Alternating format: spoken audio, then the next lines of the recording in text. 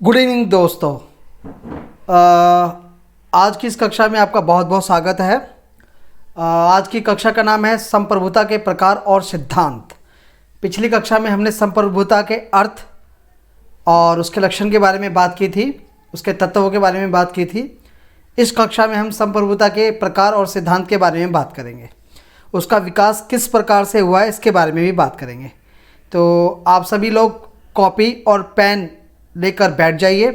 मैं बहुत सारे इंपॉर्टेंट बिंदु पॉइंट्स आपको बताता रहूँगा, आप नोट डाउन करते रहिएगा। तो आप हमारे यूट्यूब चैनल कोर्स नट के साथ भी जुड़ जाइए। जितना ज़्यादा से ज़्यादा हो सके इसे शेयर कीजिए, लाइक कीजिए और ख़ुद भी पढ़िए और औरों को भी पढ़ाइए। तो चलिए दोस्तों, आज की इस कक्षा में को और आगे बढ़ाते हैं। तो अपना कॉपी और पेन आपने ले लिया है, तो चलिए दोस्तों शुरू करते हैं।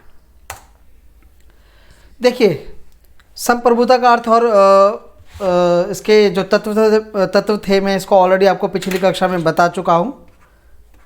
हाँ जी, ये ठीक चल रहा है। ये तो हम बात करेंगे संप्रभुता का विकास कैसे हुआ है। प्राचीन काल से लेकर आधुनिक काल तक ये संप्रभुता किस किस स्टेप से होकर गुजरी है, किस किस विचारधाराओं ने इसे प्रभावित किया है या किस किस विचारकों ने इसे क्या कहा है, इसके बारे में हम थोड़ा सा जान लेते हैं। तो ये ज़रूर पॉइंट नोट कर लीजिएगा, क्योंकि बीच बीच में मैं आपको बताता रहूँगा कि कौन कौन से फिलोसफर या दार्शनिक लोग रहे हैं जिन्होंने संप्रभुता के बारे में क्या कहा है। जो स्टेटमेंट के क्वेश्चंस आते हैं डायरेक्ट, वो यहाँ से भी आ सकते हैं, तो उसको नोट डाउन कर लीजिएगा। ठीक है दोस्तों, तो संप्रभुता की धारणा का विकास किस प्रकार हुआ, चलिए दोस्तों चर्चा करते हैं। बात करते हैं सबसे पहले अरस्तु की। आपको तो पता होगा कि अरस्तु राजनीति विज्ञान के जनक थे। ठीक है, राजनीति विज्ञान के जनक कौन थे? अरस्तु जी थे।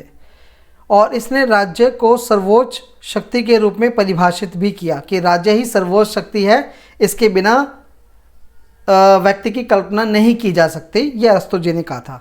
बात हम ये करते हैं कि अरस्तु जी ने संप्रभुता के बारे में क्या कहा। किसके बारे में?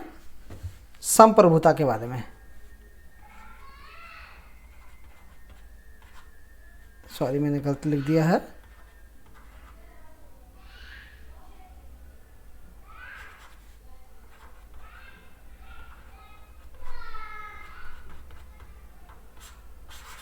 संप्रभुता के बारे में इसने क्या कहा है, तो नोट डाउन कीजिएगा दोस्तों। इसने कहा है कि जो संप्रभुता है वो सर्वोच्च होती है। जो संप्रभुता होती है वो सर्वोच्च होती है। जो संप्रभुता होती है वो क्या होती है? सर्वोच्च होती है। नोट डाउन करते रहिएगा सर। संप्रभुता क्या होती है? सर्वोच्च होती है, ये अरस्तु जी ने कहा। दूसरा पॉइंट, इसने क्या कहा कि कोई भी राज्य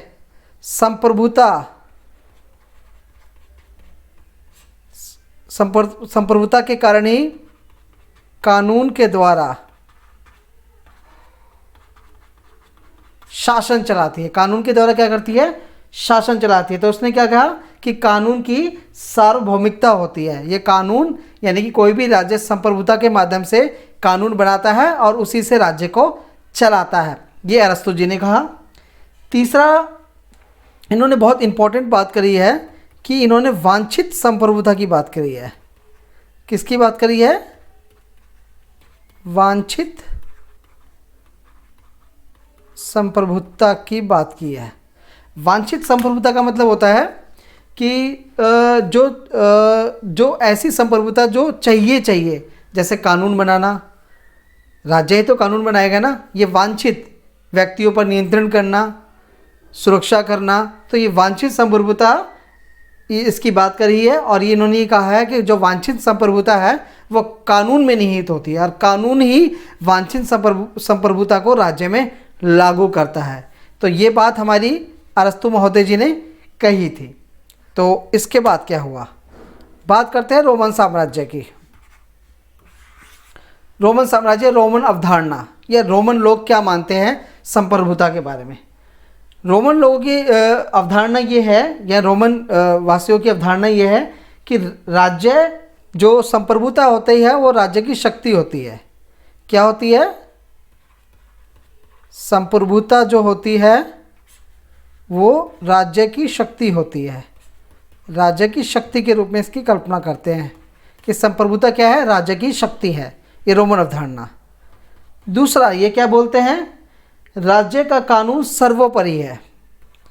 क्या बोलते हैं? राज्य का कानून सर्वोपरि है, यानी इसके ऊपर कोई कानून नहीं है, राज्य ही सब कुछ है और राज्य संप्रभुता के माध्यम से ही कानून को सर्वोपरि बनाती है। तो राज्य का कानून ही सर्व। अगर राज्य ने कानून बना दिया कि आप लोगों ने ये दंड किया तो ये आपको मिलना ही मिलना है, ये दंड तो मिलेगा ही मिलेगा, उसके कानून को उसकी अवहेलना कोई भी नहीं कर सकता, राजा भी नहीं कर सकता। कानून सर्वोपरि है। तो रोमन अवधारणा ये थी, नोट डाउन कीजिए दोस्तों। चलिए दोस्तों आगे बढ़ते हैं, बात करते हैं सामंत वालों ने क्या कहा।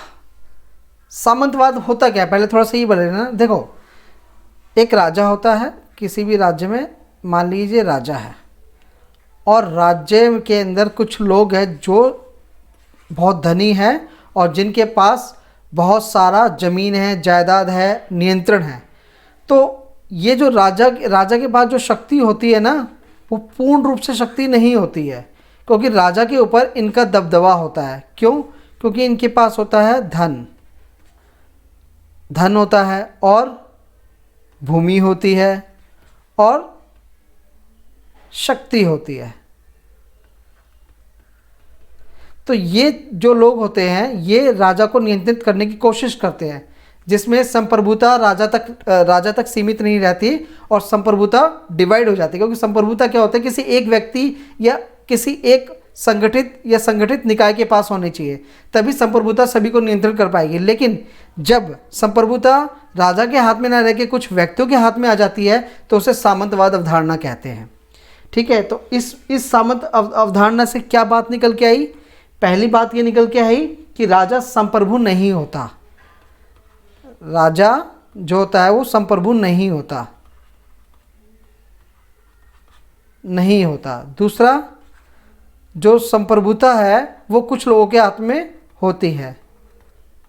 संप्रभुता कुछ लोगों के हाथों में होती है।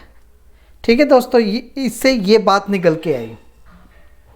ठीक है, और इसमें जो सियासत है ना, जो मतलब जो सत्ता है वो सियासत वर्ग के पास होती है। और सियासत वर्ग कौन होते हैं? यही सामंतवाद होते हैं। जो कुछ लोग होते हैं, जो कुलीन वर्ग होते हैं, जिनके हाथ में धन होता है, पैसा होता है, शक्ति होती है, जो राज्यों को नियंत्रित करते हैं, यही सियासत वर्ग है। तो बारकर ने भी यही कहा है। बारकर जी जो एक चचा थे हमारे, चचा ही कह लो, तो बारकर जी महोदय ने ये कहा है कि जो सियासत वर्ग है वो कुछ लोगों के हाथ में होता है। तो सामंतवाद में जो संप्रभुता का अर्थ है वो राजा के हाथ में ना होकर कुछ कुलीन वर्ग के हाथों में था। उसका मैंने कारण आपको बता दिया। ठीक है दोस्तों, आगे बढ़ते हैं। अब बात करते हैं बोंदा जी ने क्या कहा। भाई ये बहुत सारे अंकल है, ये इतने सारे अंकल को अगर हम पढ़ेंगे तो दिमाग ख़राब हो जाएगा। तो इस अंकलों के बारे में थोड़ा सा जान लेना ज़रूरी है। बोंदा अंकल, हॉब्स अंकल और आपके अरस्तु अंकल, जब तक इनके बारे में आपको पता नहीं होगा तब तक आप कोई क्वेश्चन सॉल्व नहीं कर पाएंगे। तो इनकी थिंकिंग, इनकी फिलॉसफी, इनकी विचारधारा को जानना बहुत ज़रूरी है। तो बोंदा जी क्या कह रहे थे? देखो, पहली बात तो बोंदा जी दार्शनिक थे। क्या थे? ये दार्शनिक थे। ये क्या थे? दार्शनिक थे। और संप्रभुता की जो आधुनिक संकल्पना है वो इन्होंने दी। संप्रभुता की आधुनिक जो संकल्पना है वो इन्होंने ही दी थी। किन्होंने दी थी? बोंदा जी ने दी थी, इन्होंने दी थी। नोट डाउन करते रहिएगा। और इन्होंने क्या कहा?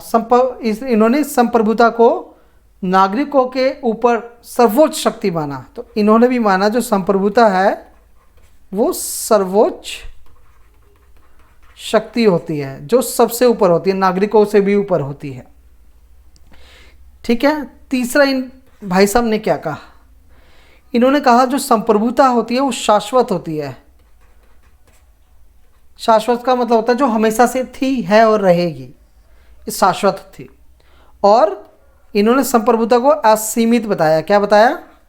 असीमित, यानी कि राज्य के पास जो संप्रभुता होती है वो असीमित होती है और शाश्वत होती है। तो बोंदा जी की ये विचारधाराएं थी संप्रभुता को लेकर। नोट डाउन कर लीजिएगा और नोट कर लीजिएगा, जिससे आपको बोंदा की अवधारणाओं को समझने में मदद मिलेगी। चलिए अब बात करते हैं हॉब्स मामा क्या कहते हैं। हॉब्स जी ने क्या कहा, हॉब्स ने क्या कहा था? देखो हॉब्स ने संप्रभुता को सामाजिक संविदा कहा है। इन्होंने संप्रभुता को क्या कहा? सामाजिक संविदा। संविदा का मतलब होता है कॉन्ट्रैक्ट, एक कॉन्ट्रैक्ट होता है का सर्जन है। यानी कि संप्रभुता जब का इनका मानना था कि संप्रभुता एक सामाजिक संविदा है जो आपस में तालमेल के कारण उत्पन्न होती है और वही इसका सर्जन करती है। ठीक है। एक तो इन्होंने एक बात ये कही। दूसरा इन्होंने संप्रभुता के बारे में क्या कहा, उन्होंने ये कहा कि संप्रभुता का आदेश ही कानून है।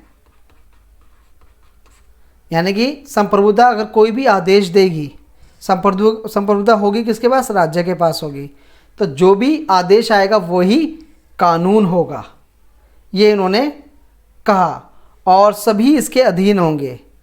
जो ये आदेश देगा वो कानून होगा और सभी इसके अधीन होंगे, कोई से ऊपर नहीं होगा। हॉब्स की ये विचारधारा थी। और उसने क्या कहा? और इसने कहा कि संप्रभुता सर्वोच्च है। सर्वोच्च माना, असीमित माना और क्या माना? अविभाज्य। क्या माना? अविभाज्य का मतलब होता है जिसके टुकड़े ना किया जा सके। अविभाज्य यानी कि जो संप्रभुता होती है सर्वोच्च होती है, उसकी शक्ति असीमित होती है और उसे खंडित नहीं किया जा सकता। एक तो इन्होंने ये कहा। चौथा इन्होंने क्या कहा? चौथा इन्होंने कहा कि संप्रभुता किसी व्यक्ति को स्वयं में, हाँ एक बात इन्होंने बहुत इंपॉर्टेंट की, नोट डाउन करवाना है। इसने कहा कि संप्रभुता सर्वतोपरि होती है, लेकिन वो कोई ऐसा आदेश नहीं दे सकती जिससे व्यक्ति को चोट पहुंचे या उसकी हत्या हो या उसका अंग भंग हो। तो यहाँ पर हॉब्स जी ने संप्रभुता पे थोड़ा सा व्यक्तिवादी विचारधारा को प्रकट किया। तो इन्होंने थोड़ा सा अंकुश लगाया है संप्रभुता पर।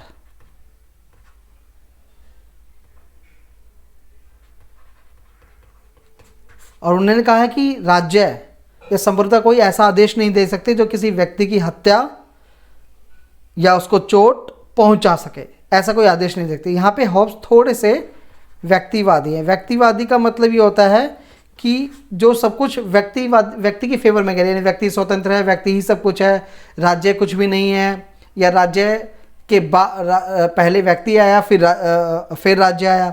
ये व्यक्तिवादी की विचारधारा है। इसको हम थोड़ा सा आगे भी पढ़ेंगे, व्यक्ति की विचार। तो यहाँ हॉब्स ने ये कुछ बातें कही है। ठीक है। हॉब्स संप्रभुता को असीमित मानते हैं। ठीक है। और असीमित संप्रभुता का सिद्धांत भी हॉब्स जी ने दिया था। नोट डाउन कर लीजिएगा।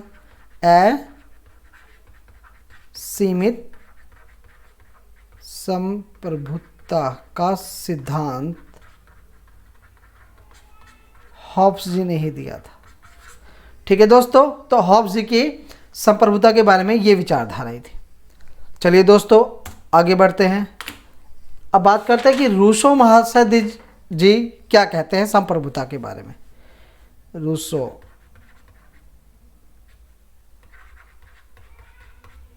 रूसो जी कहते हैं, रूसो एक दार्शनिक थे और समाजवाद पे ज़्यादा फोकस था इनका। और इन्होंने ये भी कहा था कि मनुष्य जन्म से स्वतंत्र है लेकिन सामाजिक बंधनों ने इसको जकड़ा हुआ है। ये रूसो जी ने कहा था, आप सभी को पता होगा। ठीक है, तो इन्होंने संप्रभुता के बारे में क्या विचार दिए? इन्होंने संप्रभुता को आम राय बताया। आम राय क्या बताया? आम राय में व्यक्त किया। इसको जनरल विल भी बोलते हैं। इसको क्या बोलते हैं? जनरल विल भी बोलते हैं। सामान्य इच्छा का सिद्धांत भी रूसो ने दिया था। तो उन्होंने संप्रभुता को बताया कि संप्रभुता आम राय है और आम राय में व्यक्त किया जाता है, यानी कि जिसमें सभी लोगों की इच्छा सम्मिलित हो, वही संप्रभुता है। ये रूसो जी ने बोला। और क्या बोला? और इन्होंने बोला कि संप्रभुता की जो शक्ति है वो असीमित है। ये बात इन्होंने भी बोली। सर्वोच्च है, ये भी इन्होंने बोली। और निरपेक्ष है, ये भी इन्होंने बोली। लेकिन इन्होंने इन सब को मद्देनज़र रखते हुए ये भी कहा कि संप्रभुता आम राय के द्वारा ही व्यक्त की जा सकती है, यानी संप्रभुता अपनी मर्जी से किसी पे थोपी नहीं जा सकती जब तक कि कोई व्यक्ति या समुदाय उसे स्वीकार ना कर ले। इसी को ही जनरल विल बोलते हैं। तो ये रूसो महोदय जी ने बोला। और क्या बोला? तीसरा पॉइंट है, नोट डाउन कीजिएगा।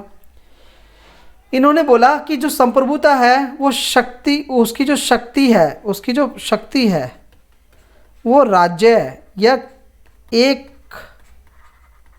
व्यक्ति के हाथ में ना होकर समुदाय के हाथ में होनी चाहिए।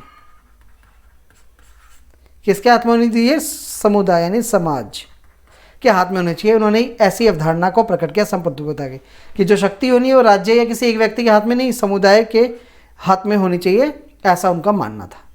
ठीक है दोस्तों, चलिए आगे बढ़ते हैं। अब बात करते हैं लॉक भाई साहब क्या बोलते हैं।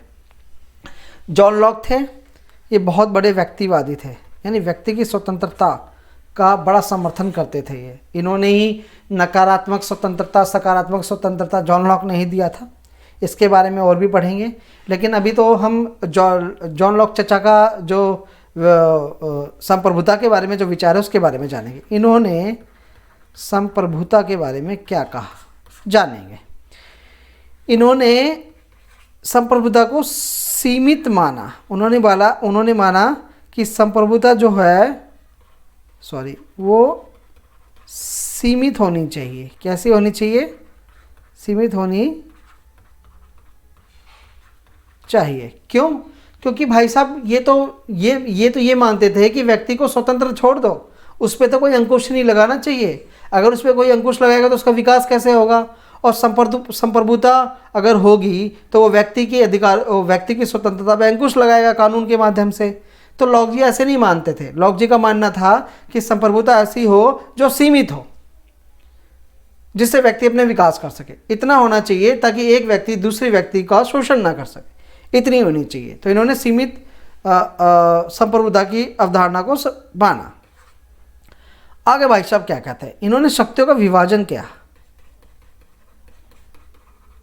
इन्होंने क्या किया?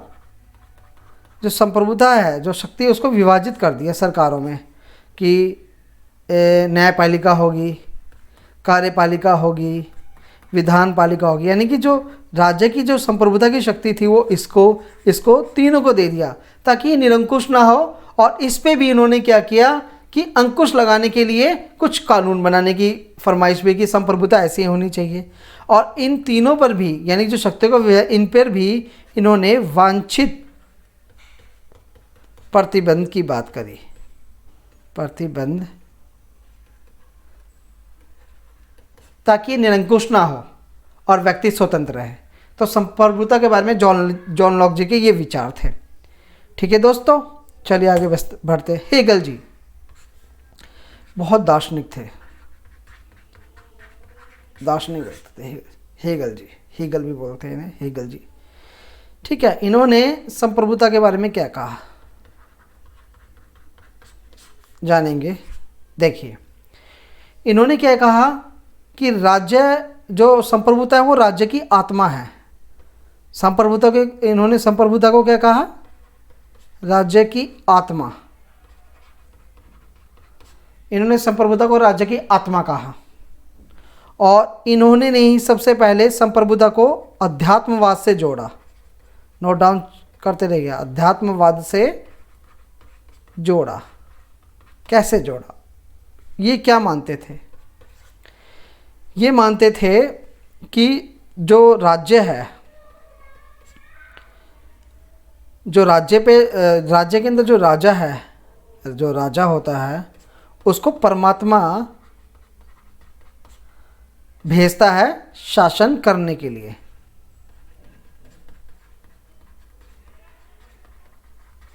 ये ऐसा उनका मानना था कि एक भगवान ईश्वर राज्य को चलाने के लिए राजा भेजता है, जो उसकी पूरी प्रभुसत्ता को इस्तेमाल करके राज्य पे शासन करेगा। ये हेगल जी का मानना था। और पूर्ण राज्य उसी के अधीन होगा और राज्य का व्यक्ति पर उच्चतम अधिकार होगा, यानी कि जो उसकी प्रजा होगी, प्रजा पर किसका अधिकार होगा? राजा का होगा, राज्य का होगा। और राज्य किसके अंडर में होगा? राजा के अंडर में। और राजा को किसने भेजा है? परमात्मा ने भेजा है पृथ्वी पर। तो ऐसा उनका मतलब बहुत दार्शनिक विचारधारा थी इस तरीके की, तो वो ऐसा मानते थे। ठीक है। और प्रजा पे पूर्ण नियंत्रण होगा, ऐसा मानते थे। और राज्य व्यक्ति की स्वतंत्रता को बढ़ा सकता है और घटा सकता है।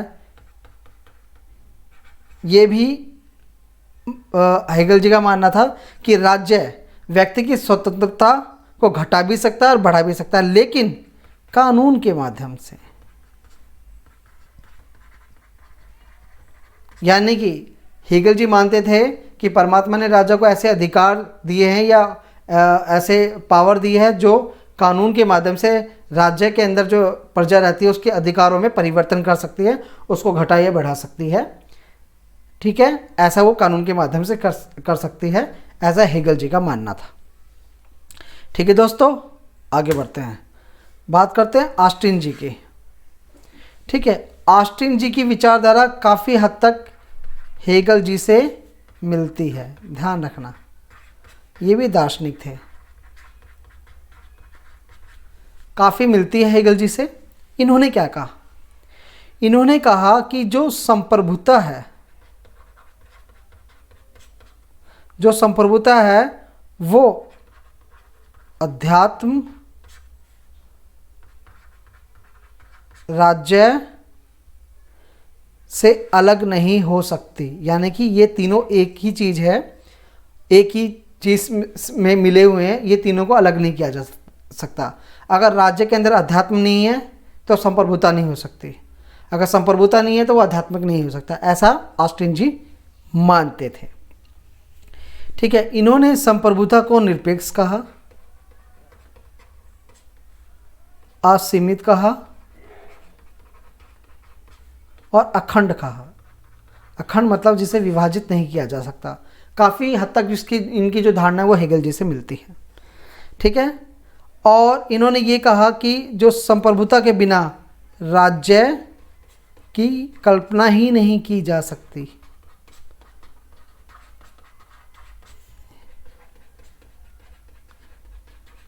इन्होंने कहा राज्य की कल्पना नहीं की जा सकती, किसके बिना? संप्रभुता के बिना। आगे इन्होंने ये आगे क्या कहते हैं, नोट डाउन कीजिएगा, कि इन्होंने कहा कि जो संप्रभुता है वो किसी एक व्यक्ति या निकाय में निहित हो सकती है। ठीक है, इन्होंने कहा कि जो संप्रभुता है वो किसी व्यक्ति, चाहे वो राजा हो या कोई संगठन या निकाय में निहित हो सकती है, ऐसा ऑस्टिन जी का मानना था। ठीक है दोस्तों, तो ऑस्टिन जी ने संप्रभुता के बारे में क्या कहा ये हमने जाना। चलिए दोस्तों आगे बढ़ते हैं, बात करते हैं संप्रभुता के प्रकार की, कि कितने प्रकार से होते हैं। वास्तविक, औपौधिक का मतलब होता है औपचारिक,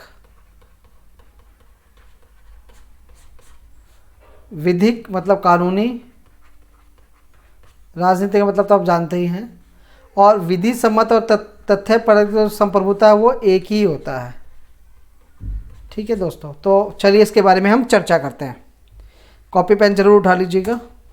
बात करते हैं वास्तविक और औपौधिक संप्रभुता के। ठीक है, हम बात करते हैं वास्तविक की। देखिए वास्तविक संप्रभुता, मैं आपको एक एग्जांपल देता हूँ। जैसे मान लीजिए आपका परिवार है, आपके परिवार में सिर्फ आपके पापा की चलती है, मम्मी की नहीं चलती, भाई की नहीं चलती और किसी की नहीं चलती, जो चलती है आपके पापा की चलती है। तो उसमें जो वास्तविक संप्रभुता किसके पास हुई? आपके पिताजी के पास हुई, एक ही के पास हुई ना। उसी के अंदर पूरी संप्रभुता निहित हुई। उन्होंने कह दिया उठो तो उठोगे, उन्होंने कहा बाहर जाओ तो बाहर जाओगे, उन्होंने जो आदेश दे दिया वो मानोगे आप। तो इसी को हम बोलते हैं वास्तविक संप्रभुता, जो किसी एक के पास होती है। उदाहरण के तौर पे जो अमेरिका है, अमेरिका की जो संप्रभुता है वो राष्ट्रपति में निहित है, क्योंकि राष्ट्रपति के हाथ में ही पूरी पावर है। तो इसी को बोलते हैं वास्तविक संप्रभुता। जब सारी राज्य की शक्ति किसी एक व्यक्ति के हाथ में निहित होती है तो उसे वास्तविक संप्रभुता कहते हैं। अब बात करते हैं हम औपाधिक की, यानी औपचारिक। उदाहरण के तौर पे लेते हैं कि आपके घर में आपके पापा की तो चलती चलती है, आपके दादा की भी चलती है। आपके पापा ने कोई फैसला लिया, डिसीजन लिया कि घर में ऐसा होना चाहिए, लेकिन दादाजी ने मना कर दिया और उसको रद्द कर दिया। तो उसका मतलब क्या हुआ? जो प्रभु सत्ता है वो बटी हुई है किन? इन दो लोगों में। इन दो लोगों में संप्रभुता बटी हुई है। ठीक है, पापा ने तो आदेश दे दिया, दादा ने मना कर दिया, तो नहीं होगा। तो संप्रभुता किसी एक के पास नहीं हुई ना, वास्तविक दोनों के पास हुई। तो ये औपचारिक संप्रभुता है। इसका उदाहरण मैं आपको बता देता हूँ। भारत देखिए, भारत में जितनी भी संप्रभुता है वो प्रधानमंत्री के पास में, राष्ट्रपति के पास में नहीं है। जबकि सारा काम किसके, जितने भी इंटरनेशनल अंतर्राष्ट्रीय मुद्दे या समझौते किसके नाम पे होते हैं? राष्ट्रपति के नाम पे होते हैं। लेकिन पावर किसके हाथ में है? पीएम और कैबिनेट के हाथ में है। तो इसे बोलते हैं औपचारिक संप्रभुता, जिसमें सत्ता एक के हाथ में ना होकर, संप्रभुता एक के ना हाथ में होकर किसी और के हाथ में होती है, उसे बोलते हैं औपचारिक संप्रभुता। समझ में आया दोस्तों? तो चलिए हम आगे बढ़ते हैं, बात करते हैं विधिक संप्रभुता के। विधिक का मतलब होता है कानूनी, ये मैंने आपको पहले भी बता दिया। अब इसमें क्या होता है? इसमें जितनी भी पावर होती है, शक्ति होती है, वो किसके हाथ में होती है? संवैधानिक के हाथ में। संवैधानिक होती है। किसकी होती है? संवैधानिक। यानी जो सत्ता किसके माध्यम से चलती है? संविधान या कोई नियम या कानून के हिसाब से चलती है। इसे बोलते हैं संवैधानिक संकल्पना होती है। जैसे भारत में आप लोग अपनी मर्जी से कुछ कर सकते हैं नहीं ना, प्रशासन के जो नियम कानून बने हैं उसी के अकॉर्डिंग चलेंगे ना। तो इसे हम बोलते हैं विधिक, यानी जो कानून के द्वारा जो सत्ता कानून के द्वारा जो सत्ता या नियंत्रित किया जाता है उसे बोलते हैं विधिक संप्रभु सत्ता, जो कानून के माध्यम से होता है। ठीक है, राजनीतिक संप्रभुता किस में होती है? देखो, राजनीतिक संप्रभुता में कोई कानूनी आधार नहीं होता, लेकिन ये भी संप्रभुता होती है। जैसे कोई राजनीतिक दल, जैसे कांग्रेस है, अभी जैसे बिहार में चुनाव हुए तो कांग्रेस ने महागठबंधन से सरकार बनाई और राजनीतिक संप्रभुता को हासिल कर लिया, लेकिन वो कानूनी रूप से मान्य नहीं होगा। तो जब उन्होंने अपनी सरकार बनाई तो उन्होंने सत्ता किसके हाथ में आ गई? कांग्रेस के हाथ में आ गई, महागठबंधन के हाथ में आ गई। तो जो संप्रभुता किसके हाथ में आ गई? ऑटोमेटिकली कांग्रेस या महागठबंधन के हाथ में आ गई, लेकिन वो कानूनी रूप से बंधे हुए हैं। कहलाएगी तो ये भी राजनीतिक संप्रभुता, लेकिन कानूनी रूप से बंधे हुए हैं वो 5 साल तक। ठीक है, उसके बाद जब दोबारा इलेक्शन होगा तो राजनीतिक संप्रभुता किसी और के पास आ जाएगी। तो इसे बोलते हैं हम राजनीतिक संप्रभुता। जैसे इलेक्शन होते हैं, आपने कभी कॉलेज में गए होंगे ना, इलेक्शन होते हैं। अब जब इलेक्शन हुए तो मैं जीत गया, तो कुछ शक्तियाँ मेरे पास आ गई, सत्ता जो पावर है, उसे हम राजनीतिक संप्रभुता कहते हैं। बट वो नियमों से बंधी होते हैं, वो कानून से परे नहीं हो सकता। ठीक है दोस्तों, तो ये बात आपको समझ में आ गई। बात करते हैं विधि सम्मत और तथ्यपरक संप्रभुता। देखो, विधि सम्मत और तथ्यपरक संप्रभुता का मैं बहुत बढ़िया एग्जांपल बताऊंगा आपको, आप उसी से समझ जाएंगे। देखिए 1971 में क्या बताऊं मैं आपको, 1971 में बंगाल आज़ाद हुआ, आज़ादी मिली, ये आप सबको पता है। 1947 में भारत का विभाजन हुआ, और भारत 3 देशों में बटा, भारत, पाक और बंगाल। ठीक है। अब जब भारत तीन उसमें बट गया, विभाजन हुआ 1947, तो भारत का अपना संविधान था, पाक का भी अपना संविधान था, वो चलती थी। लेकिन बंगाल में जो संप्रभुता थी वो अपनी नहीं थी, वो अभी भी किसके नियंत्रण में चल रहा था, पाकिस्तान के नियंत्रण में चल रहा था। और पाकिस्तान कैसे इसको चला रही थी, वो चला रही थी विधि सम्मत, जो उसके कानून है उसी को उसने कहा बंगाल में लागू किया। इसी को बोलते हैं विधि सम्मत और तथ्यपरक संप्रभुता। ये दोनों एक ही चीज़ होती है।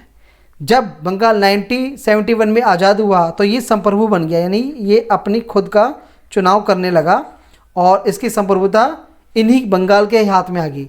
इसका पाक से नियंत्रण बिल्कुल हट गया। दूसरा एग्जांपल देता हूँ, भारत एक राष्ट्र था। 1947 से पहले भारत में जो शासन चलता था वो कहाँ से चलता था, ब्रिटेन से। वहाँ पे जो कानून नियम लगते थे वो यहाँ पे लागू होते थे भारत के अंदर, कि ऐसा होना था। और यही विधि सम्मत संप्रभुता कहलाती थी। ठीक है दोस्तों, तो ये मैंने आपको समझा दिया, बहुत इजी तरीके से समझा दिया है जिससे आपको समझ में आ जाए। अब बात करते हैं हम लोकप्रिय संप्रभुता की धारणा। लोकप्रिय संप्रभुता की धारणा रूसो जी ने दी थी। किसने दी थी, रूसो जी ने। रूसो ने क्या कहा जानिएगा। रूसो ने संप्रभुता के, वैसे तो मैंने बता दिया है, उससे रिलेटेड ही है। उन्होंने कहा कि राज्य व सरकार के बीच में स्पष्ट विभाजन किया। उन्होंने बताया राज्य सरकार के बीच में स्पष्ट विभाजन किया। ठीक है। और संप्रभुता एक के हाथ में देकर अलग अलग लोगों के हाथ में, मतलब जो संगठन उनके हाथ में दी, ताकि जिससे सरकार चल सके और जो आम राय से चले। आम राय मतलब वोट, यानी लोकतंत्र के माध्यम से संप्रभुता इनको दी जाए। एक तो इन्होंने ये बात बोली। सरकार जो होगा वो एज ए एजेंट काम करेगा, किसका, राज्य का। सरकार कैसे काम करेगी, एजेंट के रूप में। नोट डाउन कीजिएगा, एजेंट का कार्य करेगी, सिर्फ अपनी मर्जी से कार्य नहीं कर सकती, जो राज्य कहेगा वो। और राज्य में जो संप्रभुता कौन देगा, जनता देगी। किसको, राज्य को देगी। और राज्य के ऊपर जिसको जिताएगी, जो नेता होगा उसको देगी। नेता फिर सरकार चलाएगा, यानी एजेंट के रूप में कार्य करेगी। ठीक है। इसने कहा जो सरकार के जो कार्य है वो सीमित होंगे, सीमित कार्य करेगी, हर काम नहीं कर सकती, और राज्य के द्वारा करेगी, यानी राज्य के आदेश के अनुसार करेगी। ये रूसो जी ने कहा। और रूसो जी ने ये कहा कि जनता ही सरकार चलाने की शक्ति प्रदान करेगी और जनता ही सरकार से शक्ति वापस लेगी। ये रूसो जी ने बोला। जैसे कि लोकतंत्र में होता है, वोट दिया तो सत्ता उनके हाथ में आ गई, वोट नहीं दिया तो सत्ता वापस छीन ली। जैसे बिहार में हुआ, नीतीश जी को पहले सत्ता दे रखी थी, नीतीश जी ने अच्छा काम नहीं किया तो सत्ता वापस छीन ली।